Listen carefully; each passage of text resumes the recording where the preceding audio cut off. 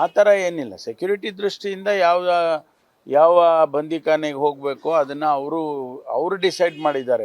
ಅವರು ನಮ್ಮ prison authorities decide ಮಾಡಿದ್ದಾರೆ. ನಾವ್ಯಾರು ಕೂಡ ಅದಕ್ಕೆ ಇಂಟರ್ಫಿಯರ್ ಆಗಿಲ್ಲ. ಅದಕ್ಕೇನು ಸಂಬಂಧ ಇದೆ? ಯಾವ ಜಿಲ್ಲೆಗೆ ಹಾಕಿದ್ರು ಅಲ್ಲೊಬ್ರು ಉಸ್ತುವಾರಿ ಇದ್ದೇ ಇರ್ತಾರಲ್ಲ, ಅದಕ್ಕೂ ಸಂಬಂಧ ಇಲ್ಲ. ಯಾರೇ ಇದ್ರೇನಂತೆ, ಯಾರಿದ್ರೂ ಕೂಡ ಕಾನೂನಿನ ಪ್ರಕಾರ ಏನು ಕ್ರಮ ತಗೋಬೇಕೋ ಅದನ್ನು ತಗೊಳ್ತೀವಿ.